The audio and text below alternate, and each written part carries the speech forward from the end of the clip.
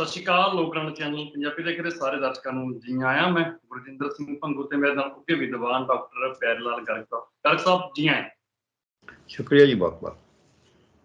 ਗਰਗ ਸਾਹਿਬ, ਤੁਹਾਡੇ ਨਾਲ ਵੀ ਅਸੀਂ ਕਿੰਨੇ ਵਾਰ ਇਸ ਗੱਲ ਉੱਤੇ ਚਰਚਾ ਕੀਤੀ ਹੈ ਕਿ ਜਿਹੜੇ ਪਾਸੇ ਨੂੰ ਸਾਡੇ ਰਾਜਨੀਤਿਕ ਕੁਰਸੀਆਂ ਲਈ ਜੋ ਦੇਸ਼ ਦੇ ਹਾਲਾਤ ਲੈ ਕੇ ਚੱਲੇ ਨੇ ਕਿ ਜੇਕਰ ਵਿਗਾੜ ਆ ਗਿਆ ਇੱਕ ਵਾਰ ਦੇਸ਼ ਦੇ ਵਿੱਚ ਤਾਂ ਹਾਲਾਤ ਸਾਹਮਣੇ ਔਖੇ ਹੋ ਜਾਣੇ ਆ। ਹੁਣ ਬੀਜੇਪੀ ਦੀ ਇੱਕ ਸਪੋਕਸਪਰਸਨ ਸੀ ਨੂਪਰ ਸ਼ਰਮਾ।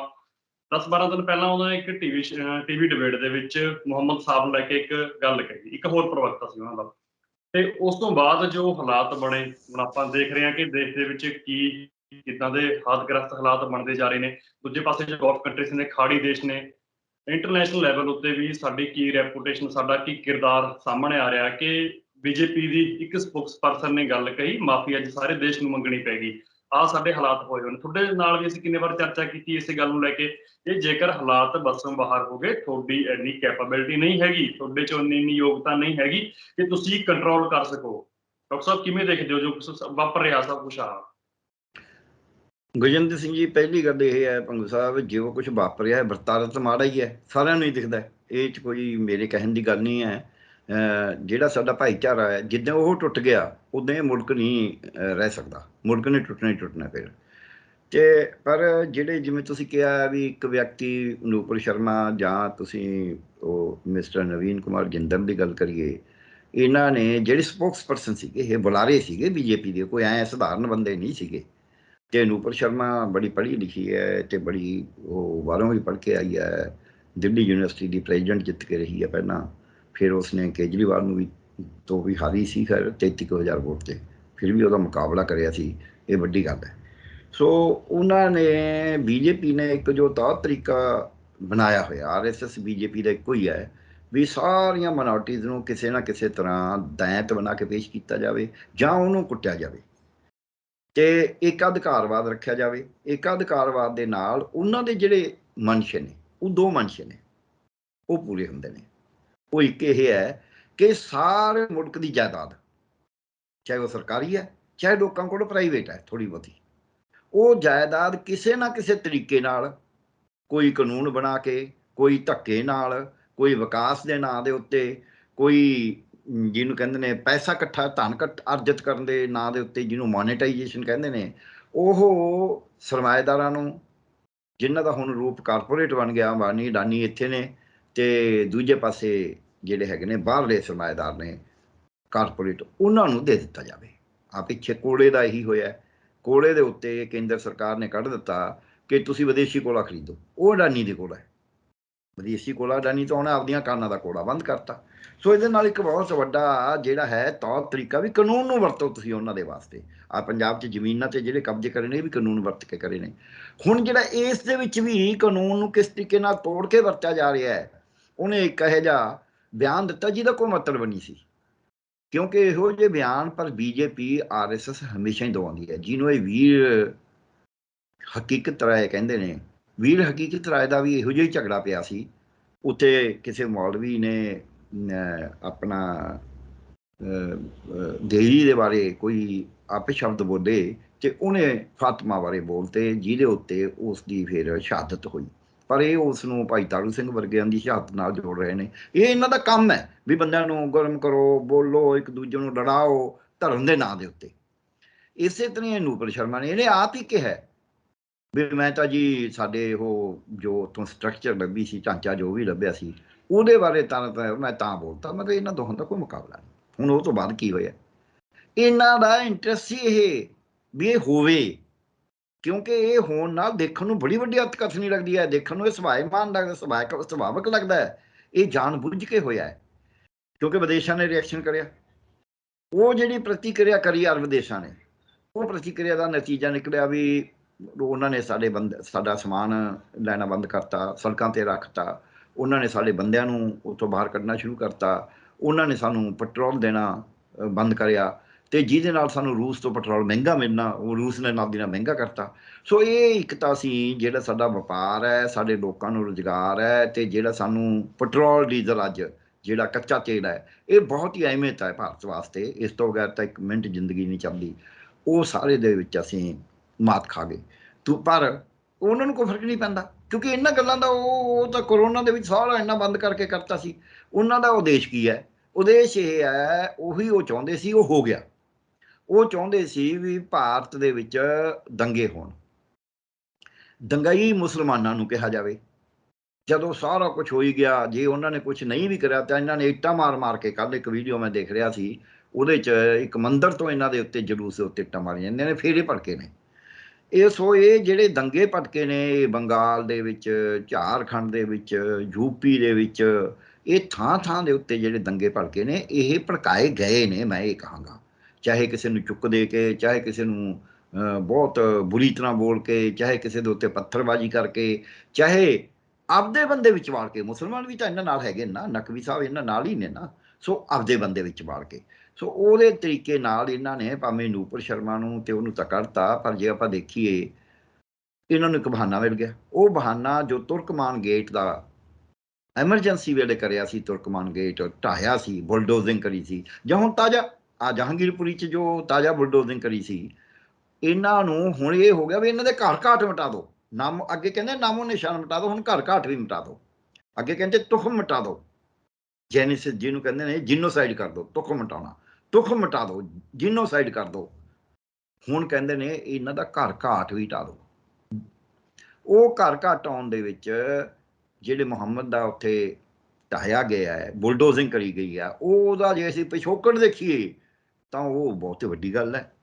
ਉਹ ਬੰਦਾ ਹੈ ਜਿਹਨੇ ਇੱਕ ਜਥੇਬੰਦੀ ਪਾਰਟੀ, ਵੈਲਫੇਅਰ ਪਾਰਟੀ ਹੈ, ਵੈਲਫੇਅਰ ਪਾਰਟੀ ਆਫ ਇੰਡੀਆ, ਉਹ ਉੱਥੇ ਜੁਆਇਨ ਕਰੀ ਹੋਈ ਹੈ। ਉਹ ਪਾਰਟੀ ਬਣਾਈ ਹੈ ਜਿਹੜਾ ਉਮਰ ਖਾਲਦਾ ਉਹਦੇ ਬਾਪ ਨੇ। ਉਮਰ ਖਾਲਦਾ ਆਪਾਂ ਨੂੰ ਪਤਾ ਹੀ ਹੈ, ਜਿਹੜਾ JNU ਦਾ ਸਟੂਡੈਂਟ ਸੀ। ਤੇ ਇਹ ਜਿਹੜਾ ਬੰਦਾ ਮੁਹੰਮਦ, ਇਹਦੀ ਕੁੜੀ ਫਾਤਮਾ, ਉਹ ਵੀ ਉੱਥੇ ਦਿੱਲੀ 'ਚ ਐਕਟਿਵਿਸਟ ਹੈ, ਸਟੂਡੈਂਟ। ਸੋ ਇਹ ਇੱਕ ਕਿਤੇ ਨਾ ਕਿਤੇ ਗੱਲ ਜੁੜੀ ਹੋਈ ਆ ਵੀ ਉਹ ਢਾ ਦਿਓ। ਜਿਹੜਾ ਇਹਨਾਂ ਦਾ ਕਮਿਸ਼ਨਰ ਹੈ ਉਹ ਕਹਿੰਦਾ ਦੇਖੋ ਜੀ, ਅਸੀਂ ਤਾਂ ਨੋਟਿਸ ਦਿੱਤਾ, ਨਜਾਇਜ਼ ਉਸਾਰੀ ਸੀ। ਨਜਾਇਜ਼ ਉਸਾਰੀ ਦੇ ਨਾਂ ਤੇ, ਚੋਰੀ ਠੱਗੀ ਦੇ ਨਾਂ ਤੇ ਅੱਜ ਜਿਹਨੂੰ ਮਰਜ਼ੀ ਫੜ ਕੇ ਅੰਦਰ ਕਰ ਦਿਓ। ਹੁਣ ਕਾਂਗਰਸੀ ਇਹਨਾਂ ਨਾਲ ਕਿਉਂ ਜਾ ਰਹੇ ਨੇ? ਉਹਨਾਂ ਨੂੰ ਡਰ ਹੈ ਵੀ ਨਹੀਂ ਤਾਂ ਸਾਨੂੰ ਅੰਦਰ ਕਰ ਦੇਣਗੇ। ਇਹ ਬਿਲਕੁਲ ਐਲਾਨੀਆਂ ਕਹਿੰਦੇ ਰਹੇ ਨੇ ਵੀ ਜਿਹੜਾ BJP 'ਚ ਆਜੂ ਉਹ ਬਚ ਜੂਗਾ, ਦੂਜੇ ਨੂੰ ਅਸੀਂ ਅੰਦਰ ਕਰਾਂਗੇ। ਜਦ ਤੁਸੀਂ ਇਹੀ ਬੁਲਡੋਜ਼ਿੰਗ 'ਚ ਹੈ ਵੀ ਜੇ ਇਹੀ ਮੁਸਲਮਾਨ BJP ਨਾਲ ਰਲ ਜੇ ਵੀ ਚੰਗਾ ਜੀ, ਤੁਹਾਡਾ ਮੈਂ ਥੱਲੇ ਲਾ ਕੇ ਰਹੂੰਗਾ, ਤੇ ਫਿਰ ਕੋਈ ਬੁਲਡੋਜ਼ਿੰਗ ਨਹੀਂ ਹੋਣੀ, ਫਿਰ ਕੋਈ ਨਜਾਇਜ਼ ਉਸਾਰੀ ਨਹੀਂ। ਨਜਾਇਜ਼ ਤਾਂ ਇੱਥੇ BJP ਵਾਲਿਆਂ ਨੇ ਬਥੇਰਿਆਂ ਨੇ ਕਰੀਆਂ ਹੋਈਆਂ ਨੇ, ਉਹਨਾਂ ਨੂੰ ਕਿਹੜਾ ਢਾਉਂਦੇ ਨੇ।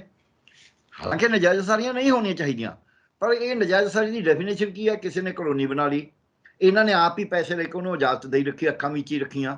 ਮੁੜ ਕੇ ਲੋਕਾਂ ਨੇ, ਤੁਹਾਡੇ ਵਰਗਿਆਂ ਨੇ, ਛੋਟੇ ਲੋਕਾਂ ਨੇ, ਕਿਸੇ ਨੇ, ਗਰੀਬ ਆਦਮੀ ਨੇ, ਕਿਸੇ ਨੇ ਮੱਧ ਵਰਗੀ ਨੇ ਪਲਾਟ ਖਰੀਦ ਲਿਆ ਉੱਥੇ, ਉਹਨੇ ਆਪਦਾ ਘਰ ਬਣਾ ਲਿਆ। ਮੁੜ ਕੇ ਉਹਨੂੰ ਢਾਉਣ ਆ ਜਾਂਦੇ, ਕਹਿੰਦੇ ਨਜਾਇਜ਼ ਹੈ ਕਲੋਨੀ। ਵੀ ਕਲੋਨੀ ਕੱਟੀ ਕਿਹਨੇ? ਉਹਨੂੰ ਕੱਟਣ ਦੀ ਇਜਾਜ਼ਤ ਕਿਹਨੇ ਦਿੱਤੀ? ਖੇਤੀ ਵਾਲੀ ਜ਼ਮੀਨ ਖਰੀਦ ਕੇ ਉਹਨੇ ਕੱਟ ਕਿਵੇਂ ਦਿੱਤੀ? ਸੋ ਇਸ ਕਰਕੇ ਜਿਹੜੇ ਨਜਾਇਜ਼ ਉਸਾਰੀਆਂ ਦੀ ਗੱਲ ਕਰਦੇ ਆ, ਮੈਂ ਚੰਡੀਗੜ੍ਹ 'ਚ ਦੇਖਦਾ, ਆਪ ਹੀ ਹਾਊਸਿੰਗ ਬੋਰਡ ਨਜਾਇਜ਼ ਉਸਾਰੀਆਂ ਕਰਾ ਦਿੰਦਾ ਹੈ, ਆਪ ਹੀ ਜਿਹੜਾ ਪੈਸੇ ਨਹੀਂ ਦਿੰਦਾ ਉਹਦਾ ਢਾਹ ਦਿੰਦਾ। ਕੋਰਟਾਂ 'ਚ ਵੀ ਇਹੀ ਹਾਲ ਹੁੰਦਾ। ਕੋਰਟ ਕਹਿੰਦੇ ਨਹੀਂ ਅਸੀਂ ਤਾਂ ਜਿਹੜਾ ਸਾਡੇ ਸਾਹਮਣੇ ਹੈ। ਅੱਜ ਤੱਕ ਕੋਰਟ ਨੇ ਇਹ ਨਹੀਂ ਕਿਹਾ, ਜਿਹੜਾ ਕਹਿਣਾ ਚਾਹੀਦਾ ਸੀ ਵੀ ਪੂਰੀ ਚੰਡੀਗੜ੍ਹ 'ਚ ਦੇਖੋ ਕਿੱਥੇ ਕਿੱਥੇ ਨੇ, ਤੇ ਜਿਹੜਾ ਇੰਜੀਨੀਅਰ ਹੈ ਇਹਨਾਂ ਦਾ, ਜਿਹੜਾ ਮਿਊਨਿਸਪਲ ਕਮੇਟੀ ਦੇ, ਕਾਰਪੋਰੇਸ਼ਨ ਦੇ ਰਹੇ ਨੇ ਮੇਅਰ, ਉਹਨਾਂ ਸਾਰਿਆਂ ਨੂੰ ਸਜ਼ਾ ਦਿਓ ਵੀ ਇਹਨਾਂ ਨੇ ਕਿਉਂ ਬਣਨ ਦਿੱਤੀਆਂ ਇਹ ਉਸ ਵਕਤ ਜਦ ਬਣੀਆਂ ਨੇ। ਦੂਜੀ ਗੱਲ, ਹੁਣ ਵੀ ਤੁਸੀਂ ਇੱਕ ਦਾ ਢਾਉਣ ਚਲੇ ਜਾਂਦੇ ਹੋ, ਤੁਸੀਂ ਨਾਲ ਦੇ ਗੁਆਂਢੀ ਤੇ ਉਦੋਂ ਜ਼ਿਆਦਾ ਹੁੰਦਾ, ਉਹਨੂੰ ਤੁਸੀਂ ਕੁਝ ਨਹੀਂ ਕਹਿੰਦੇ। ਅਦਾਲਤ ਕਹਿੰਦੀ ਸਾਡੇ ਸਾਹਮਣੇ ਤਾਂ ਜਿਹੜਾ ਕੇਸ ਹੈ, ਫਿਰ ਇਨਸਾਫ ਤਾਂ ਕਿਤੇ ਹੋਇਆ ਨਾ। ਫਿਰ ਜਿਹੜੀ ਪ੍ਰਸ਼ਾਸਨ ਹੈ ਜੋ ਮਰਜ਼ੀ ਧੱਕਾ ਕਰੇ, ਇਹੀ ਧੱਕਾ ਬੁਲਡੋਜ਼ਿੰਗ ਕਰਕੇ ਕਰਿਆ। 300 ਤੇ 16 400 ਬੰਦਾ ਅਰੈਸਟ ਕਰਿਆ ਪੂਰੇ ਮੁਲਕ ਦੇ ਵਿੱਚ। ਰਾਂਚੀ ਦੇ ਵਿੱਚ ਇਹ ਸਾਰਾ ਕੁਝ ਹੋਇਆ। ਇਹ ਜੇ ਆਪਾਂ ਦੇਖੀਏ ਪੁਰਲੀਆ 'ਚ ਹੋਇਆ, ਇਹ ਮਿਦਨਾਪੁਰ 'ਚ ਹੋਇਆ, ਇਹ ਇੱਥੇ ਮੁਰਾਦਾਬਾਦ 'ਚ ਹੋਇਆ, ਇਹ ਸਹਾਰਨਪੁਰ 'ਚ ਹੋਇਆ। ਇਹਦੇ ਵਿੱਚ ਜਦ ਅਸੀਂ ਦੇਖਦੇ ਹਾਂ ਕਿ ਜਿਹੜੇ 316 ਬੰਦੇ ਨੇ, ਉਹਨਾਂ 'ਚੋਂ 92 ਬੰਦੇ ਇਕੱਲੇ ਮੁਰਾਦਾਬਾਦ 'ਚ ਅਰੈਸਟ ਕਰੇ ਗਏ ਨੇ। 71 ਬੰਦੇ ਜਿਹੜੇ ਨੇ ਉਹ, ਜੇ ਅਸੀਂ ਦੇਖੀਏ, ਸਹਾਰਨਪੁਰ 'ਚ ਕਰੇ ਗਏ ਨੇ, 79। ਤੇ ਇਸੇ ਤਰ੍ਹਾਂ ਹੀ 51 ਬੰਦੇ ਜਿਹੜੇ ਅਰੈਸਟ ਕਰੇ ਗਏ ਨੇ ਉਹ ਹਾਥਰਸ 'ਚ ਕਰੇ ਗਏ ਨੇ। ਅੰਬੇਦਕਰ ਨਗਰ 'ਚ 34 ਨੇ, ਤੇ ਇੱਕ ਹੋਰ ਜਿਹੜੀ ਹੈਗੀ ਆ ਜਗ੍ਹਾ ਉੱਥੇ 35 ਨੇ। ਸੋ ਜਦ ਅਸੀਂ ਇਸ ਨੂੰ, ਇਹ ਹਾਲਤ ਨੂੰ ਦੇਖਦੇ ਹਾਂ ਕਿ ਮੁਲਕ ਦੇ ਵਿੱਚ ਤੋੜ ਭੰਨ ਕਰਕੇ ਲੋਕਾਂ ਨੂੰ ਤੁਸੀਂ ਉਕਸਾਉਂਦੇ ਹੋ, ਫਿਰ ਉਹਨਾਂ ਦੇ ਉੱਤੇ ਡੰਡਾ ਫੇਰਦੇ ਹੋ, ਕਿਉਂਕਿ ਮਿਨੋਰਟੀ ਹੈ। ਇਹੀ ਇੱਥੇ ਸਿੱਖਾਂ ਨਾਲ ਕਰ ਰਹੇ ਨੇ। ਮੈਂ ਤਾਂ ਕਹਿਣਾ ਇਸ ਗੱਲ ਨੂੰ, ਮੈਨੂੰ ਚਿੰਤਾ ਵੱਡੀ ਇਸ ਗੱਲ ਦੀ ਹੈ, ਇੱਥੇ ਸਿੱਖਾਂ ਨਾਲ ਵੀ ਇਹੀ ਕਰਿਆ ਜਾ ਰਿਹਾ। ਇਹਦੇ ਵਿੱਚ ਕੀ ਹੈ, ਪਹਿਲਾਂ ਉਕਸਾਉਂਦੇ ਨੇ, ਕਦੇ ਖਾਲਿਸਤਾਨ ਦਾ ਨਾਅਰਾ ਲਵਾ ਦਿਓ, ਕਦੇ ਕੁਛ ਕਰ ਦਿਓ। ਹਾਲਾਂਕਿ ਖਾਲਿਸਤਾਨ ਦਾ ਨਾਅਰਾ ਲਾਉਣਾ ਆਪਣੇ ਆਪ 'ਚ ਕੋਈ ਗੈਰ ਕਾਨੂੰਨੀ ਸੁਪਰੀਮ ਕੋਰਟ ਤੱਕ ਨੇ ਕਿਹਾ ਹੋਇਆ, ਪਰ ਫਿਰ ਵੀ ਉਹਨਾਂ ਨੂੰ ਫੜ ਕੇ ਅੰਦਰ ਕਰ ਦਿਓ। ਨਵਾਂ ਸ਼ਹਿਰ ਦੇ 2 ਬੱਚੇ ਕਰੀ ਹੋਏ ਨੇ। ਸੋ ਜਿੱਥੇ ਇਹਨਾਂ ਦਾ ਦਿਲ ਕਰਦਾ ਉਹਦੇ ਖਾਲਿਸਤਾਨ ਦੇ ਨਾਅਰੇ ਲਵਾ ਦਿੰਦੇ ਨੇ, ਜਿੱਦੇ ਦਿਲ ਕਰਦਾ ਉਦੇ ਉਹਨਾਂ ਨੂੰ ਫੜ ਕੇ ਬੇਅਦਬੀਆਂ ਕਰਾ ਦਿੰਦੇ ਨੇ, ਜਿੱਦੇ ਦਿਲ ਕਰਦਾ ਉਦੇ ਉਹਨਾਂ ਨੂੰ ਫੜ ਕੇ ਅੰਦਰ ਕਰ ਦਿੰਦੇ ਨੇ, ਜਾਂ ਇੱਥੋਂ ਤੱਕ ਕਿ ਕਈ ਵਾਰੀ ਪੁਲਿਸ ਮੁਕਾਬਲੇ ਵੀ ਬਣਾ ਕੇ ਦਿਖਾਏ ਜਾਂਦੇ ਨੇ। ਸੋ ਹੁਣ ਜਿਹੜਾ ਇਹ ਦੰਗਾਕਾਰੀ ਕਹੇ ਗਏ ਨੇ, ਇਹਨਾਂ ਨੂੰ ਦੰਗਾਕਾਰੀ ਸਿਰਫ ਘੱਟ ਗਿਣਤੀਆਂ ਦਿਖਦੀਆਂ ਨੇ। ਜਿਹੜੀ ਬਹੁ ਗਿਣਤੀ ਆ ਉਹ ਦੰਗਾਕਾਰੀ ਨਹੀਂ ਦਿਖਦੀ ਕਿਤਾ। ਦੂਜੀ ਗੱਲ, ਬਹੁ ਗਿਣਤੀ ਦੇ ਵਿੱਚ ਬਹੁ ਗਿਣਤੀ ਲੋਕ ਉਹ ਨੇ ਜਿਹੜੇ ਭੁੱਖੇ ਮਰਦੇ ਨੇ। ਉਹਨਾਂ ਭੁੱਖੇ ਮਰਦਿਆਂ ਨੂੰ, ਹਿੰਦੂਆਂ ਨੂੰ ਰੋਟੀ ਤਾਂ ਦੇ ਨਹੀਂ ਸਕਦੇ, ਰੁਜ਼ਗਾਰ ਇਹਨਾਂ ਨੇ ਵੀ ਦੇਣਾ, ਦੁਕਾਨਾਂ ਉਹਨਾਂ ਦੀਆਂ ਖੋਲ੍ਹ ਲੈਣੀਆਂ ਨੇ, ਨਸ਼ੇੜੀ ਉਹਨਾਂ ਨੂੰ ਬਣਾ ਦੇਣਾ ਤੇ ਉਹਨਾਂ ਨੂੰ ਆਪਣਾ ਵੀ ਤੁਸੀਂ ਬਸ ਚਾਈਨੇ ਢੋਲਕੀ ਖੜਕਾਈ ਜਾਓ, ਇਸੇ ਨਾਲ ਹੀ ਪੇਟ ਭਰੋ ਆਪਦਾ। ਉਹਨੂੰ ਉਸ ਪਾਸੇ ਲਾ ਕੇ ਰੱਖਣਾ ਚਾਹੁੰਦੇ ਨੇ ਤਾਂ ਕਿ ਸਾਰਾ ਕੁਝ ਵੇਚ ਦੇਣ ਤੇ ਨਾਲ ਉਸ ਨੂੰ ਇੱਕ ਭੀੜ ਤੰਤਰ ਬਣਾ ਲੈਣ ਵੀ ਦੂਜਿਆਂ ਦੇ ਉੱਤੇ ਹਮਲਾ ਕਰਨਾ। ਸੋ ਇਸ ਕਰਕੇ 2024 ਵਾਸਤੇ ਇਹ ਬੜਾ, ਮੈਂ ਕਹਾਂਗਾ, ਅੱਗ ਨਾਲ ਖੇਡ ਰਹੇ ਨੇ। ਇਹ ਸਹੀ ਕਿਹਾ ਤੁਸੀਂ, ਇਹ ਅੱਗ ਲਾਉਣੀ ਸੌਖੀ ਹੁੰਦੀ ਹੈ, ਲੋਕਾਂ ਨੂੰ ਭੜਕਾਉਣਾ ਤਾਂ ਸੌਖਾ ਹੁੰਦਾ ਹੈ। ਮੁੜ ਕੇ ਚਾਹੇ ਫੌਜ ਵੀ ਆ ਜਾਏ ਫਿਰ ਉਹ ਭੜਕੇ ਹੋਏ ਬਚਦੇ ਨਹੀਂ ਆ। ਜਿਹੜਾ 47 ਦਾ ਕਤਲੇਆਮ ਹੋਇਆ ਸੀ, ਇੱਕ ਦੂਜੇ ਦੇ ਪ੍ਰਤੀ ਦੰਗੇ ਹੋਏ ਸੀ, ਉਹ ਐਂ ਹੋਏ ਸੀ। ਜਿਹੜਾ ਕੁਝ ਹੁਣ, ਜਿਵੇਂ ਹੁਣ ਅੱਜ ਵੀ ਆਪਾਂ ਦੇਖਦੇ ਹਾਂ, ਇੱਕ ਹੋਰ ਮੈਂ ਪਾਸਾ ਲਊਂਗਾ ਇਹਦਾ, ਅੱਜ ਸਾਡੇ ਮੁਲਕ ਦੇ ਵਿੱਚ ਹਰ ਪਾਸੇ ਭ੍ਰਿਸ਼ਟਾਚਾਰ ਬੜੀ ਬੁਰੀ ਤਰ੍ਹਾਂ ਫੈਲਿਆ ਹੋਇਆ ਹੈ। ਧੱਕੇ ਨਾਲ ਕਬਜ਼ੇ ਕਰ ਰਹੇ ਨੇ ਸਿਆਸਤਦਾਨ, ਜ਼ਮੀਨਾਂ ਤੇ ਜਾਇਦਾਦਾਂ ਦੇ ਉੱਤੇ 2 ਨੰਬਰ ਦਾ ਕੰਮ ਕਰ ਰਹੇ ਨੇ, ਸ਼ਰੇਆਮ ਹੋ ਰਿਹਾ ਤੇ ਝੂਠੀਆਂ ਡਿਗਰੀਆਂ ਨਾਲ ਨੌਕਰੀਆਂ ਲਈਆਂ ਜਾ ਰਹੀਆਂ ਨੇ ਤੇ ਸਰਕਾਰ ਦਾ ਕੋਈ ਵੀ ਅਧਿਕਾਰੀ ਕਦੇ ਜ਼ਿੰਮੇਵਾਰੀ ਨਾਲ ਗੱਲ ਨਹੀਂ ਕਰਦਾ ਇਨ ਜਨਰਲ। ਕਦੀ ਕਦੀ ਕੋਈ ਚੰਗੇ ਆ ਜਾਂਦੇ ਨੇ।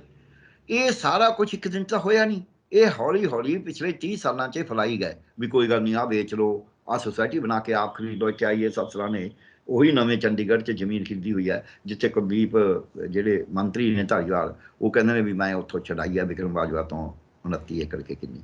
ਸੋ ਇਹ ਜਿਹੜਾ ਰੌਲਾ ਹੈ, ਰੌਲਾ ਇਹ ਹੈ ਕਿ ਤੁਸੀਂ ਕਾਨੂੰਨ ਨੂੰ ਆਪਦੇ ਹੱਕ 'ਚ ਬਣਾ ਕੇ ਕਿਵੇਂ ਮਰਜ਼ੀ ਕਰਕੇ ਜਾਇਦਾਦ ਲੋਕਾਂ ਦੀ ਦੱਬਣੀ ਸ਼ੁਰੂ ਕਰ ਦਿਓ।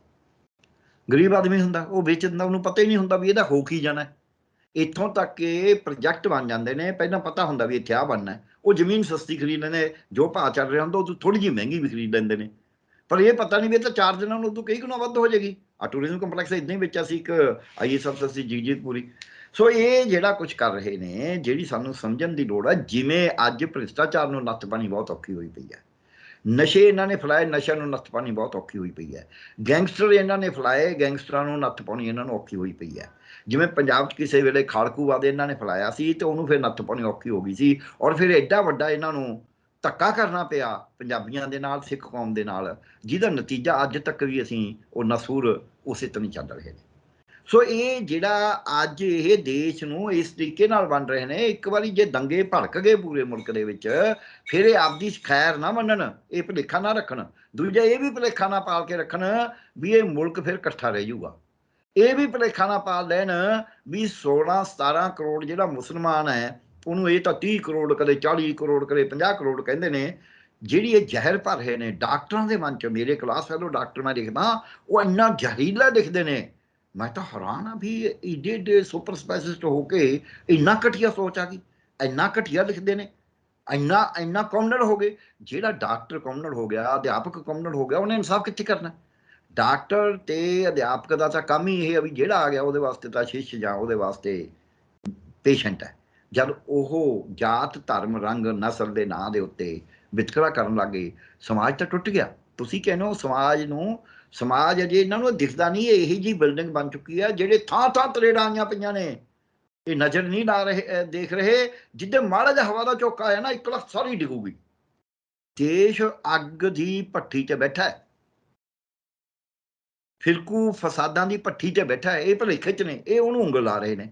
ਹੁਣ ਆਪਾਂ ਇੱਕ ਗੱਲ ਕਹਿ ਕੇ ਮੈਂ ਇਸ ਪੋਰਸ਼ਨ ਨੂੰ ਆਪਦੇ ਨੂੰ ਕਰਾਂਗਾ, ਫਿਰ ਤੁਸੀਂ ਸਵਾਲ ਕਰਿਓ। ਉਹ ਇਹ ਕਹਿੰਦੇ ਨੇ ਵੀ ਅਸੀਂ ਹਿੰਦੂ ਜਿਹੜੇ ਆ ਬਹੁਤ ਵੱਡੀ ਚੀਜ਼ ਆ, ਅਸੀਂ ਸਭ ਕੁਝ ਬਣਾਇਆ ਸੀ, ਅਸੀਂ ਇਹਨੂੰ ਸਮੇਟਣਾ। ਇਹਨਾਂ ਨੂੰ ਪੁੱਛੋ ਜਿਹੜੇ ਸ਼ਾਕ ਆਏ ਸੀ, ਜਿਹੜਾ ਸਿਕੰਦਰ ਆਇਆ ਸੀ, ਜਿਹੜੇ ਹੁਣ ਆਏ ਸੀ, ਜਿਹੜੇ ਗੁਲਾਮਾ ਵੰਸ਼ ਵਾਲੇ ਆਏ ਸੀ, ਲੋਧੀ ਆਏ ਸੀ, ਫਿਰ ਮੁਗਲ ਆਏ, ਫਿਰ ਅਹਿਮਦ ਸ਼ਾਹ ਅਬਦਾਲੀ ਹੋਰੀ ਆਏ, ਉਦੋਂ ਇਹ ਹਿੰਦੂਆਂ ਦਾ ਹੀ ਰਾਜ ਸੀਗਾ। ਇੱਥੇ ਹਿੰਦੂ ਰਾਜੀ ਸੀਗੇ, ਅੰਗਰੇਜ਼ ਦੇ ਰਾਜ 'ਚ ਵੀ ਜ਼ਿਆਦਾ ਇਹ ਅਹਿਮਦ ਸ਼ਾਹ ਅਬਦਾਲੀ ਹੋਣੀ ਆਉਂਦੇ ਰਹੇ ਨੇ। ਜੇ ਹਿੰਦੂ ਧਰਮ ਦੇ ਨਾਲ ਰਾਜ ਕਰਨ ਵਾਲੇ ਇੰਨੇ ਤਕੜੇ ਹੈਗੇ ਸੀ, ਫਿਰ ਉਹ ਦੂਜਿਆਂ ਦਾ ਕਬਜ਼ਾ ਕਿਵੇਂ ਹੋ ਗਿਆ? ਇੱਥੇ ਵਿਗਿਆਨ ਵੀ ਅੱਗੇ ਸੀ, ਇੱਥੇ ਲੋਕਾਂ 'ਚ ਧਰਮ ਵੀ ਬੜਾ ਸੀ। ਇਹ ਲੋਕ ਸਾਰੀ ਧਰਤੀ ਨੂੰ ਆਪਦਾ ਪਰਿਵਾਰ ਸਮਝਦੇ ਸੀ, ਵਸੁਧਾ ਕੁਟੁੰਬਮ ਕਹਿ ਕੇ। ਇੱਥੇ ਗੀਤਾ ਜੈਸੇ ਮਹਾਨ ਗ੍ਰੰਥਾਂ ਦਾ ਪਾਠ ਹੁੰਦਾ ਸੀ ਰੋਜ਼। ਇੱਥੇ ਭਗਤ ਪੁਰਾਣ ਜੈਸੇ ਗ੍ਰੰਥ ਸੀਗੇ, ਇੱਥੇ ਵੇਦ ਸੀਗੇ। ਤੇ ਫਿਰ ਉਹ ਕਬਜ਼ਾ ਕਿਵੇਂ ਹੋ ਗਿਆ? ਇਹਨਾਂ ਕੋਲੇ ਵਿਮਾਨ ਸੀਗੇ, ਇਹਨਾਂ ਕੋਲ ਅਗਨੀ ਬਾਣ ਸੀਗੇ, ਇਹਨਾਂ ਕੋਲ ਮਿਜ਼ਾਈਲਾਂ ਸੀਗੀਆਂ, ਇਹਨਾਂ ਕੋਲ ਜੀਨ ਟੈਕਨੋਲੋਜੀ ਸੀਗੀ। ਫਿਰ ਇੰਨੇ ਅਪੰਗ ਕਿਉਂ ਪੈਦਾ ਹੁੰਦੇ ਰਹੇ ਉਰੇ? ਅਸ਼ਟਵਕਰ ਦੀ ਕਹਾਣੀ ਸਭ ਨੇ ਸੁਣੀ। ਉਹ ਅਸ਼ਟਵਕਰ ਫਿਰ ਕਿਉਂ ਪੈਦਾ ਹੋਇਆ? ਅਸ਼ਟਵਕਰ ਮੀਨਜ਼ ਉਹਦੇ ਸਰੀਰ 'ਚ 8 ਜਿਹੜੇ ਸੀ ਨੁਕਸ ਸੀਗੇ, ਜਮਾਂਦਰੂ ਨੁਕਸ। ਫਿਰ ਇੰਨੇ ਜਮਾਂਦਰੂ ਨੁਕਸਾਂ ਵਾਲੇ, ਇੰਨੀਆਂ ਬਿਮਾਰੀਆਂ ਕਿਉਂ ਫੈਲ ਗਈਆਂ ਸੀ? ਇੰਨਾ ਸਾਡੇ ਤੇ ਕਬਜ਼ਾ ਕਿਉਂ ਹੋਇਆ? ਬਾਹਰ ਲਿਆ ਕੇ ਕਬਜ਼ਾ ਕਰ ਕਿਵੇਂ ਗਏ? ਜਾਂ ਸਾਡੇ ਕੋਲ ਤਾਂ ਐਡੇ ਐਡੇ ਹਥਿਆਰ ਸੀਗੇ, ਸਾਡੇ ਕੋਲ ਤਾਂ ਉਸ ਵਕਤ ਅਗਨੀ ਬਾਣ ਸੀ, ਜਦ ਦੂਜਿਆਂ ਨੂੰ ਤਾਂ ਪਤਾ ਹੀ ਨਹੀਂ ਸੀ ਵੀ ਕੋਈ ਬੰਬ ਵੀ ਹੁੰਦਾ। ਸਾਡੇ ਕੋਲ ਤਾਂ ਉਸ ਵਕਤ ਜਿਹੜਾ ਸੀ ਵਿਮਾਨ ਸੀਗੇ, ਯਾਨੀ ਕਿ ਲੜਾਕੂ ਜਹਾਜ਼ ਜਿਹਨੂੰ ਇਹ ਕਹਿੰਦੇ ਨੇ, ਜਦ ਕਿਸੇ ਨੂੰ ਪਤਾ ਹੀ ਨਹੀਂ ਸੀ। ਅਸੀਂ ਤਾਂ ਉਦੋਂ ਸਿਰ ਕੱਟ ਕੇ ਗਣੇਸ਼ ਦਾ ਲਗਾਤਾ ਸੀ, ਐਡੀ ਵੱਡੀ ਸਰਜਰੀ ਸੀ ਸਾਡੇ ਕੋਲੇ।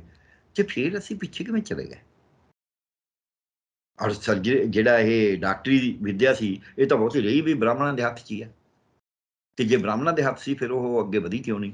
ਸੋ ਇਸ ਕਰਕੇ ਸਾਨੂੰ ਇਹ ਗੱਲ ਨੂੰ ਜੇ ਵਿਗਿਆਨ ਦੇ ਤਰੀਕੇ ਨਾਲ ਸਮਝਾਂਗੇ ਤਾਂ ਸਾਨੂੰ ਗੱਲ ਸਮਝ ਆਏਗੀ ਕਿ ਅੱਜ ਸਾਡਾ ਮੁਲਕ ਜਿਹੜਾ ਹੈ, ਇਸ ਨੂੰ ਮੁੜ ਕੇ ਗੁਲਾਮੀ ਵੱਲ ਨੂੰ ਤੋਰਿਆ ਜਾ ਰਿਹਾ ਹੈ। ਕਿਉਂਕਿ ਪਹਿਲਾਂ ਜਿਹੜੇ ਜਦੋਂ ਆਏ ਬਾਹਰਲੇ ਵਿਦੇਸ਼ੀ, ਉਦੋਂ ਇੱਥੋਂ ਦੇ ਰਾਜਿਆਂ ਨੇ ਉਹਨਾਂ ਨੂੰ ਵੇਚਿਆ ਨਹੀਂ ਸੀ ਸਭ ਕੁਝ। ਉਹ ਹਾਰੇ ਸੀ, ਲੜਾਈ 'ਚ ਹਾਰੇ ਸੀ। ਇਹ ਨਹੀਂ ਵੀ ਲੜਾਈ 'ਚੋਂ ਭੱਜ ਹੀ ਗਏ ਸੀ, ਬਹੁਤਿਆਂ ਨੇ ਲੜਾਈ ਕਰੀ ਹੈ। ਪਰ ਹੁਣ ਵਾਲੇ ਤਾਂ ਪਹਿਲਾਂ ਆਪ ਹੀ ਵੇਚ ਰਹੇ ਨੇ ਔਰ ਉਹਨਾਂ ਨੂੰ ਬਣਾ ਰਹੇ ਨੇ। ਹੁਣ ਤਾਂ ਲੜਾਈ ਦਾ ਸਵਾਲ ਹੀ ਨਹੀਂ ਪੈਦਾ ਹੁੰਦਾ। ਇਸੇ ਕਰਕੇ ਉਹ ਪਹਿਲੇ ਜਿਹੜੇ ਸੀ ਫਿਰ ਵੀ ਵਿਦੇਸ਼ੀਆਂ ਦੇ ਖਿਲਾਫ ਲੜਦੇ ਸੀ। ਜਿਹੜੇ ਅੱਜ ਵਾਲਾ ਸਾਡਾ ਹੁਕਮਰਾਨ ਨੇ, ਉਹ ਆਪਦਿਆਂ ਦੇ ਖਿਲਾਫ ਲੜਦੇ ਨੇ, ਵਿਦੇਸ਼ੀਆਂ ਖਿਲਾਫ ਨਹੀਂ ਲੜਦੇ। ਵਿਦੇਸ਼ੀਆਂ ਖਿਲਾਫ ਤਾਂ ਨਾਲ ਦੀ ਨਾਲ ਗੋਡੇ ਟੇਕ ਜਾਂਦੇ ਨੇ। ਸੋ ਇਸ ਕਰਕੇ ਇਹ ਜਿਹੜੀ ਵੱਡੀ ਗੱਲ ਹੈ, ਇਹ ਤੁਸੀਂ ਸਹੀ ਕਿਹਾ, ਇਹ ਮੁਲਕ ਇੱਦਾਂ ਬਚਣਾ ਨਹੀਂ। ਮੁਲਕ ਦਾ ਬਹੁਤ ਬੁਰਾ ਹਾਲ ਹੈ, ਜਿਹਨੂੰ ਇਹ ਅਜੇ ਤੱਕ ਭਾਂਪ ਨਹੀਂ ਰਹੇ। ਭਾਂਪ ਕਿਉਂ ਨਹੀਂ ਰਹੇ? ਇੱਕ ਛੋਟੀ ਜਿਹੀ ਗੱਲ ਕਹਿ ਕੇ ਆਪਦੀ ਗੱਲ ਖਤਮ ਕਰਨਾ। ਜਦ ਬੰਦਾ ਸੌਂ ਜੇ ਨਾ, ਜਾਣ ਕੇ ਅੱਖਾਂ ਮੀਚ ਕੇ, ਕਹਿੰਦੇ ਸੁੱਤੇ ਪਏ ਨੂੰ ਤਾਂ ਕੋਈ ਜਗਾ ਸਕਦਾ, ਮਚਲੇ ਨੂੰ ਕੌਣ ਜਗਾਵੇ? ਜਦ ਬੰਦਾ ਮਚਲਾ ਹੋ ਜੇ, ਜੇ ਦੇਸ਼ ਦਾ ਹੁਕਮਰਾਨ ਇਸ ਗੱਲ ਤੇ ਫਾਇਦਾ ਵੀ ਆਪਾਂ ਨੇ ਕੀ ਲੈਣਾ, ਆਪਾਂ ਝੋਲਾ ਚੱਕ ਕੇ ਤੁਰ ਜਾਣਾ, ਅੱਗ ਲੱਗ ਜੇ ਤਾਂ ਲੱਗ ਜੇ। ਜਦ ਜ਼ਿੰਮੇਵਾਰੀ ਮਹਿਸੂਸ ਹੀ ਨਹੀਂ ਕਰਨੀ, ਔਰ ਉਹ ਆਪਾਂ ਕੋਈ ਇੱਕ ਵਾਰੀ ਨਹੀਂ ਦੇਖ ਲਈ। ਨੋਟਬੰਦੀ ਕਰੀ, ਪਹਿਲਾਂ ਰੌਲਾ ਪਾਇਆ ਵੀ ਪੈਟਰੋਲ ਡੀਜ਼ਲ ਮਹਿੰਗਾ ਹੋ ਰਿਹਾ, ਜਦ ਆਪਦੇ ਰਾਜ ਉਦੋਂ ਕਈ ਗੁਣਾ ਮਹਿੰਗਾ ਹੋ ਗਿਆ, ਫਿਰ ਚੁੱਪ ਨੇ ਮਹਾਰਾਜ ਸਵਾਮੀ ਜੀ ਸਾਡੇ। ਫਿਰ ਜਦ ਰੁਪਈਆ ਨੀਚੇ ਗਿਰ ਰਹਾ ਹੈ, ਜਦ ਹੁਣ ਹੋਰ ਵੀ ਜ਼ਿਆਦਾ ਨੀਚੇ ਗਿਰ ਗਿਆ, ਫਿਰ ਮਹਾਰਾਜ ਜੀ ਚੁੱਪ ਨੇ। ਜੇ ਫਿਰ ਰੌਲਾ ਪਾਇਆ ਵੀ ਮੈਂ ਨੋਟਬੰਦੀ ਕਰਤੀ, ਭ੍ਰਿਸ਼ਟਾਚਾਰ ਹੈ, ਉਹ ਭ੍ਰਿਸ਼ਟਾਚਾਰ ਉਦੋਂ ਵੀ ਵੱਧ ਗਿਆ। ਜੇ ਰੌਲਾ ਪਾਇਆ ਵੀ ਬਲੈਕ ਮਨੀ ਹੈ, ਬਲੈਕ ਮਨੀ ਉਦੋਂ ਵੀ ਕਾਲਾ ਧਨ ਉਦੋਂ ਵੀ ਜ਼ਿਆਦਾ ਵੱਧ ਗਿਆ। ਅੱਤਵਾਦ ਉਦੋਂ ਵੀ ਜ਼ਿਆਦਾ ਵੱਧ ਗਿਆ। ਕਿਹੜੀ ਚੀਜ਼ ਹੈ ਜਿਹੜੀ ਇਹਨਾਂ ਦੇ, ਮਹਿੰਗਾਈ ਵੱਧ ਗਈ, ਕਿਹੜੀ ਚੀਜ਼ ਹੈ ਜਿਹੜੀ ਇਹਨਾਂ ਦੇ ਹੁਕੂਮਤ ਦੇ ਦੌਰਾਨ ਠੀਕ ਹੋਈ ਹੋਵੇ, ਸਿਵਾਏ ਇਸ ਦੇ ਕਿ ਇਹਨਾਂ ਨੂੰ ਸੀਟਾਂ ਮਿਲਦੀਆਂ ਨੇ। ਕਿਉਂਕਿ ਬੰਦੇ ਖਰੀਦ ਲੈਂਦੇ ਆ, ਰਾਜ ਸਭਾ 'ਚ ਵੀ ਹੁਣ ਬੰਦੇ ਖਰੀਦ ਲੈਣੇ, ਰੋਹਬ ਦੇਣਾ, ਬੰਦਿਆਂ ਨੂੰ ਅੰਦਰ ਕਰਨਾ। ਕਿਉਂਕਿ ਸਾਰੀਆਂ ਪਾਰਟੀਆਂ 'ਚ ਹੀ ਬਹੁਤੇ ਬੰਦੇ ਤਾਂ ਹੁਣ ਕਰਪਸ਼ਨ ਦੇ ਵਿੱਚ ਲਿਪਤੇ ਹੋਏ ਨੇ। ਤੇ ਦੂਜੀ ਗੱਲ, ਜੇ ਨਾ ਵੀ ਲਿਪਤ ਹੋਣ, ਮੈਂ ਇਹ ਵੀ ਕਹਿਣ ਨੂੰ ਤਿਆਰ ਹਾਂ, ਜਦ ਤੁਸੀਂ ਈਡੀ ਨੂੰ, ਜਦ ਤੁਸੀਂ CBI ਨੂੰ, ਜਦ ਤੁਸੀਂ CBC ਨੂੰ ਤੁਸੀਂ ਵਰਤਣਾ ਧੱਕੇ ਨਾਲ, ਫਿਰ ਜਿਹਨੂੰ ਮਰਜ਼ੀ ਫੜ ਕੇ ਜੋ ਮਰਜ਼ੀ ਕਹਿ ਦੋ ਕੇਸ ਬਣਾਉਣਾ ਤਾਂ ਕੋਈ ਔਖਾ ਕੰਮ ਨਹੀਂ ਨਾ। ਜਿਵੇਂ ਸੇਵਾ ਸਿੰਘ ਠੀਕਰੀ ਵਾਸਤੇ ਕੇਸ ਬਣਾਇਆ ਸੀ ਵੀ ਇਹਨੇ ਗਰਵੀ ਚੋਰੀ ਕਰੀ ਹੈ। ਹੁਣ ਵੀ ਪਿੱਛੇ ਕਿਸੇ ਤੇ ਕੇਸ ਬਣਾਇਆ, ਕਹਿੰਦੇ ਜੀ ਇਹਦੇ ਕੋਲੋਂ ਨਾ 5 ਕਿਲੋ ਰੇਤਾ ਫੜਿਆ ਗਿਆ। ਇੱਥੇ ਪੰਜਾਬ ਦੇ ਵਿੱਚ ਖਨਨ ਦਾ ਕੇਸ ਬਣਾਇਆ, ਨਜਾਇਜ਼ ਖਨਨ ਦਾ, ਵੀ ਇਹਨੇ ਜੀ ਆਪਦੇ ਖੇਤ ਚੋਂ 5 ਕਿਲੋ ਮਿੱਟੀ ਪੱਟੀ ਹੈ। ਉਹਨੂੰ ਪੁੱਛੋ ਮਿੱਟੀ ਕਿਲੋਆਂ 'ਚ ਹੁੰਦੀ ਹੈ? ਯਾਰ ਹਿਰਮਚ ਹੀ ਵਿਕਦੀ ਹੈ ਕਿਲੋਆਂ 'ਚ, ਪੀਲੀ ਮਿੱਟੀ ਵਿਕਦੀ ਆ, ਪਰ ਆਹ ਸਧਾਰਨ ਮਿੱਟੀ ਤਾਂ ਕਿਲੋਆਂ 'ਚ ਨਹੀਂ ਵਿਕਦੀ। ਉਹ ਤਾਂ ਵੱਧ ਤੋਂ ਵੱਧ ਤਸਲਿਆਂ 'ਚ, ਪੀਪਿਆਂ 'ਚ ਵਿਕ ਸਕਦੀ ਹੈ। ਤੇ ਉਹ 5 ਕਿਲੋ ਕਹਿੰਦੇ ਮਿੱਟੀ ਫੜੀ ਗਈ ਹੈ। ਕਿਸੇ ਕੋਲੋਂ ਕਹਿੰਦੇ ਨੇ ਵੀ ਅਸੀਂ 1 ਤੋਲਾ ਫੀਮ ਫੜੀ ਆ, 10 ਗ੍ਰਾਮ। ਸੋ ਇਹੋ ਜਿਹਾ ਜਿਹੜਾ ਕੰਮ ਕਰਨ ਜਦ ਤੁਸੀਂ ਆ ਜਾਓਗੇ, ਜਿਹਦੇ ਮਰਜ਼ੀ ਧੱਕੇ ਨਾਲ ਪਾ ਦਿਓ, ਫਿਰ ਤੁਸੀਂ ਕੀ ਕਰੋਗੇ? ਜਦ ਤੁਹਾਡਾ ਨਜਾਇਜ਼, ਜਦ ਨਿਯਮ ਕਾਨੂੰਨ ਦਾ ਰਾਜ ਨਹੀਂ ਰਿਹਾ। ਮੈਂ ਕਹਿਣ ਨੂੰ ਤਿਆਰ ਹਾਂ, ਮੈਨੂੰ ਕੋਈ ਝਿਜਕ ਨਹੀਂ ਵੀ ਸਾਡੇ ਦੇਸ਼ ਦੇ ਵਿੱਚ ਨਿਯਮ ਕਾਨੂੰਨ ਦਾ ਰਾਜ ਹੈ ਜਿਹੜਾ, ਉਹ ਤੇ ਬਹੁਤ ਵੱਡੀ ਘਾਤ ਲੱਗ ਚੁੱਕੀ ਹੈ। ਕਿਸੇ ਨੂੰ ਇਨਸਾਫ ਨਹੀਂ ਮਿਲਦਾ, ਜਿਹੜੀ ਮਰਜ਼ੀ ਪਾਰਟੀ ਦੀ ਸਰਕਾਰ ਹੋਵੇ। ਇਹ ਪਾਰਟੀਆਂ ਦਾ ਕੁਐਸਚਨ ਨਹੀਂ, ਤੁਸੀਂ ਜਾ ਰਹੋ, ਜਿਹੜੇ ਉਹਨਾਂ ਦੀ ਪਾਰਟੀ ਨੇ ਉਹਨਾਂ ਦਾ ਬੈਨੀਫਿਟ ਹੋ ਜਾਣਾ, ਦੂਜੇ ਨੂੰ ਕਿਸੇ ਨੇ ਪੁੱਛਣਾ ਨਹੀਂ। ਜੇ ਮਨਰੇਗਾ ਕਾਰਡਾਂ ਤੱਕ ਠੱਗੀ ਮਾਰੀ ਜਾ ਰਹੀ ਹੈ, ਸੁੱਤੇ ਪਏ ਨੇ ਇਹ। ਜੇ ਇਹਨਾਂ ਦਾ ਬਜਟ ਆ, ਹੁਣ ਬਜਟ ਪਿੱਛੇ ਪੇਸ਼ ਹੋਇਆ ਸੀ ਜਿਵੇਂ, ਸੋ ਇਸ ਕਰਕੇ ਮੈਨੂੰ ਐਂ ਲੱਗਦਾ ਹੈ ਵੀ ਹੁਣ ਮੁਲਕ ਦੇ ਵਿੱਚ ਸਾਨੂੰ ਭਾਈਚਾਰਾ ਇੱਕ ਰੱਖਣ ਵਾਸਤੇ ਸਾਨੂੰ ਕਬੀਰ ਸਾਹਿਬ ਦਾ ਆਵਲਾ ਲੋ ਇੱਕ ਨੂਰ ਪਾਇਆ ਕੁਦਰਤ ਕੇ ਸਭ ਬੰਦੇ, ਇੱਕ ਨੂਰ ਤੇ ਸਭ ਜਗ ਉਪਜਿਆ, ਕੌਣ ਭਲੇ ਉਹ ਮੰਦੇ। ਸਭੇ ਸਾਂਝੀਵਾਦ ਸਦਾਇਨ ਦਾ ਸਾਨੂੰ ਹੋਕਾ ਦੇਣਾ ਪਊਗਾ, ਸਾਰਿਆਂ ਨੂੰ ਇਕੱਠੇ ਕਰਨਾ ਪਊਗਾ। ਜਿਹੜਾ ਮਰਜ਼ੀ ਜਾਤ ਹੈ, ਰੰਗ ਹੈ, ਧਰਮ ਹੈ, ਜੇ ਅਸੀਂ ਇਕੱਠੇ ਹੋ ਕੇ ਇੱਕ ਹੁਣ ਸਮਾਨਾਂਤਰ ਲਹਿਰ ਚਲਾਉਣੀ ਪਏਗੀ, ਜਿਸ ਲਹਿਰ ਦੇ ਵਿੱਚ ਅਸੀਂ ਕਿਸੇ ਦਾ ਰੰਗ, ਕਿਸੇ ਦਾ ਖਾਣਾ ਪੀਣਾ, ਕਿਸੇ ਦੀ ਬੋਡੀ, ਕਿਸੇ ਦੀ ਨਸਲ, ਕਿਸੇ ਦੀ ਜਾਤ, ਕਿਸੇ ਦਾ ਧਰਮ, ਕਿਸੇ ਦਾ ਕਿੱਤਾ ਨਹੀਂ ਦੇਖਾਂਗੇ, ਬਲਕਿ ਉਹਦਾ ਕਿਰਦਾਰ ਦੇਖਾਂਗੇ। ਸਿਰਫ ਇਹ ਇਨਸਾਨ ਹੈ, ਇਹ ਦੇਸ਼ ਲਈ ਕੁਰਬਾਨੀ ਕਰਨ ਨੂੰ ਤਿਆਰ ਹੈ, ਇਹ ਲੋਕਾਂ ਦਾ ਏਕਾ ਰੱਖੇਗਾ ਤੇ ਲੋਕਾਂ ਨੂੰ ਅੱਗੇ ਲਿਜਾਏਗਾ। ਉਹੀ ਜੀ ਕੋਈ ਲਹਿਰ ਉਸਰੇਗੀ, ਉਹਦੇ ਚੋਂ ਚੰਗੀ ਲੀਡਰਸ਼ਿਪ ਆਏਗੀ। ਇਹ ਸਾਰੀ ਲੀਡਰਸ਼ਿਪ ਹੁਣ ਤੁਸੀਂ ਦੇਖ ਲਓ, ਕਾਂਗਰਸ ਨੇ ਸਾਰੇ ਕੇਸ ਬਣੀ ਜਾਣ, ਜਿਹੜੇ ਬੜੇ ਉੱਚੀ ਉੱਚੀ ਬੋਲਦੇ ਸੀ। ਕਈ ਵਾਰ ਮੈਂ ਵੀ ਸਮਝਦਾ ਸੀ ਰਾਜਾ ਵੜਿੰਗ ਬਹੁਤ ਕਰ ਰਿਹਾ, ਹੁਣ ਉਹਦੇ ਤੇ ਵੀ ਆ ਰਿਹਾ ਵੀ ਪਤਾ ਨਹੀਂ ਉਹਨੇ ਰਾਜਸਥਾਨ ਚੋਂ ਬਾਡੀ ਜਿਹੜੀਆਂ ਬੱਸਾਂ ਦੀਆਂ ਖਰੀਦੀਆਂ ਨੇ ਉਹ ਕਿਵੇਂ ਖਰੀਦੀਆਂ ਨੇ। ਇਹ ਕੁਐਸਚਨ ਤਾਂ ਉੱਠ ਹੀ ਰਹੇ ਨੇ, ਸਵਾਲ। ਉਹਨੇ ਅੱਜ ਤੱਕ ਉਹਦਾ ਜਵਾਬ ਵੀ ਨਹੀਂ ਦਿੱਤਾ ਪ੍ਰੋਪਰ। ਸੋ ਇਸ ਕਰਕੇ ਮੈਨੂੰ ਐਂ ਲੱਗਦਾ ਵੀ ਸਾਡੇ ਦੇਸ਼ ਦਾ ਸਿਆਸਤਦਾਨ ਹੌਲਾ ਹੋ ਗਿਆ, ਆਪਦੇ ਕੱਦ ਤੋਂ ਛੋਟਾ ਰਹਿ ਗਿਆ, ਮੈਂ ਕਹਾਂਗਾ ਬੌਣਾ ਹੋ ਗਿਆ। ਉਹ ਬੌਧਿਕ ਤੌਰ ਤੇ ਵੀ ਬੌਣਾ ਹੈ, ਉਹ ਅਖਲਾਕੀ ਤੌਰ ਤੇ ਵੀ ਬੌਣਾ ਹੈ, ਉਹ ਸਿਆਸੀ ਤੌਰ ਤੇ ਵੀ ਬੌਣਾ ਹੈ। ਤੇ ਫਿਰ ਤੁਸੀਂ ਉਸ ਨੂੰ ਉਹ ਭਾਈਚਾਰਕ ਤੌਰ ਤੇ ਵੀ ਬੌਣਾ ਹੈ, ਭਾਈਚਾਰਾ ਮੇਨਟੇਨ ਕਰਨ ਨੂੰ ਤਿਆਰ ਹੀ ਨਹੀਂ ਹੈ। ਸੋ ਫਿਰ ਤੁਸੀਂ ਉਹ ਸਿਆਸਤਦਾਨ ਤੋਂ ਕਿਵੇਂ ਤੁਸੀਂ ਆਸ ਕਰਦੇ ਹੋ ਕਿ ਉਹ ਦੇਸ਼ ਨੂੰ ਕਿਸੇ ਚੰਗੇ ਪਾਸੇ ਲੈ ਜਾਏਗਾ? ਉਹ ਜਿਹੜੀ ਮਰਜ਼ੀ ਪਾਰਟੀ ਦਾ ਹੋਵੇ, ਉਸੇ ਪਾਸੇ ਨੂੰ ਤੁਰਨਗੇ, ਜਿੱਦਾਂ ਰੌਲਾ ਪਊ ਉਹਦੇ ਵਿਕ ਜਾਣਗੇ। ਜਿਹੜੇ ਪਹਿਲਾਂ ਹਿੰਦੂ ਰਾਜੇ ਵਿਕੇ, ਜਿਹੜੇ ਮੁਸਲਮਾਨਾਂ ਦੇ ਥੱਲੇ ਲੱਗੇ, ਜਿਹੜੇ ਉਹਨਾਂ ਦੇ ਨਾਲ ਰਲੇ। ਜੇ ਪ੍ਰਿਥਵੀ ਰਾਜ ਚੌਹਾਨ ਲੜ ਰਿਹਾ ਸੀ ਤਾਂ ਜੈ ਚੰਦ ਵੀ ਤਾਂ ਕੋਈ ਸੀਗਾ, ਉਹ ਇਹਨਾਂ ਨੂੰ ਯਾਦ ਨਹੀਂ ਹੈ।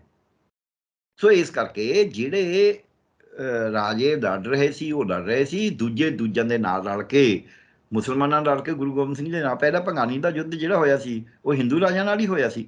ਉਦੋਂ ਬਾਅਦ ਜਿਹੜਾ ਅਨੰਦਪੁਰ ਸਾਹਿਬ ਦਾ ਕਿਲ੍ਹਾ ਖਾਲੀ ਕਰਿਆ, ਉਦੋਂ ਹਿੰਦੂ ਰਾਜੇ ਗਊਆਂ ਅੱਗੇ ਲਾ ਕੇ ਗਏ ਸੀ। ਉਧਰੋਂ ਕੁਰਾਨ ਦੇ ਉੱਤੇ ਔਰੰਗਜ਼ੇਬ ਦਾ ਲਿਖਿਆ ਹੋਇਆ, ਉਧਰੋਂ ਹਿੰਦੂ ਰਾਜੇ ਉਹਨਾਂ ਨਾਲ ਰਲੇ ਹੋਏ ਸੀ। ਸੋ ਇਸ ਕਰਕੇ ਇਹ ਅਸੀਂ ਭੁਲੇਖਾ ਛੱਡ ਦਈਏ ਵੀ ਕੋਈ ਧਰਮ ਜਾਤ ਕਰਕੇ ਦੇਸ਼ ਭਗਤ ਹੁੰਦਾ, ਜਾਂ ਕੋਈ ਬੰਦਾ ਰੰਗ ਨਸਲ ਕਰਕੇ ਦੇਸ਼ ਭਗਤ ਹੁੰਦਾ, ਜਾਂ ਕੋਈ ਕਿੱਤੇ ਕਰਕੇ ਦੇਸ਼ ਭਗਤ ਹੁੰਦਾ। ਦੇਸ਼ ਭਗਤੀ ਬੰਦੇ ਦੇ ਵਿੱਚ ਆਉਂਦੀ ਹੈ ਜਦ ਉਸ ਨੂੰ ਇੱਕ ਫਲਸਫਾ ਸਿਖਾਇਆ ਜਾਂਦਾ। ਸਿੱਖ ਧਰਮ ਦੇ ਦੇਸ਼ ਭਗਤੀ ਇਸ ਕਰਕੇ ਜ਼ਿਆਦਾ, ਅੱਜ ਵੀ ਇੰਨਾ ਧੱਕਾ ਹੋਣ ਦੇ ਬਾਵਜੂਦ ਸੁਬੇਗ ਸਿੰਘ ਨਾਲ ਧੱਕਾ ਹੋਇਆ ਸੀ, ਇਸ ਕਰਕੇ ਉਹ ਜਾ ਕੇ ਰਲਿਆ। ਮੁਕਤੀ ਬਾਈ ਉਹਨੇ ਬਣਾਈ ਸੀ। ਤੁਹਾਨੂੰ ਕਦੇ ਸੁਣਿਆ ਤੁਸੀਂ ਵੀ ਕਿਸੇ ਸਿੱਖ ਫੌਜੀ ਨੇ ਦੇਸ਼ ਦੀ ਰਕਸ਼ਾ ਵਾਸਤੇ ਪਿੱਛੇ ਭੱਜ ਗਿਆ ਹੋਵੇ? ਮੈਂ ਨਹੀਂ ਸੁਣਿਆ ਘੱਟੋ ਘੱਟ। ਹੁਣ ਇੰਨਾ ਧੱਕਾ ਹੋਣ ਦੇ ਬਾਵਜੂਦ, ਪਿਛਲੇ 36 ਸਾਲ ਤਾਂ ਧੱਕੇ ਹੋਏ ਨੂੰ ਵੀ ਗੁਜ਼ਰ ਗਏ ਨਾ, ਉਦੋਂ ਧਰਮੀ ਫੌਜੀਆਂ ਨੇ ਛੱਡਿਆ ਵੀ ਠੀਕ ਹੈ, ਰਿਐਕਟ ਕਰਿਆ।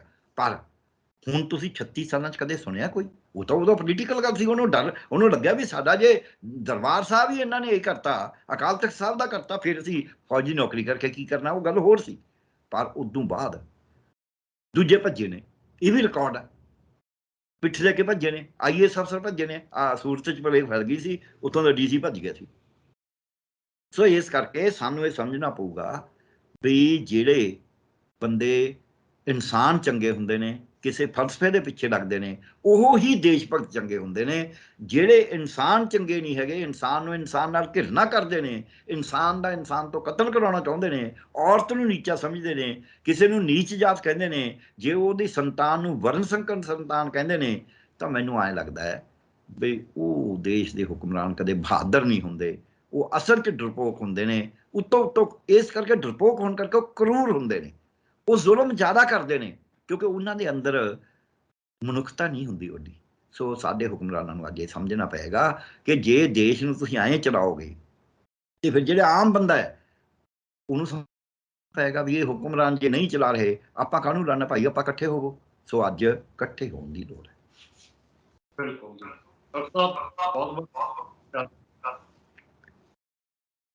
ਬਹੁਤ ਸਾਡੇ ਨਾਲ ਜੁੜੇ ਹੋਏ ਸਾਹਿਬ, ਤੁਸੀਂ ਬਣੇ ਰਹੋ ਪੰਜਾਬੀ ਦੇ। ਧੰਨਵਾਦ।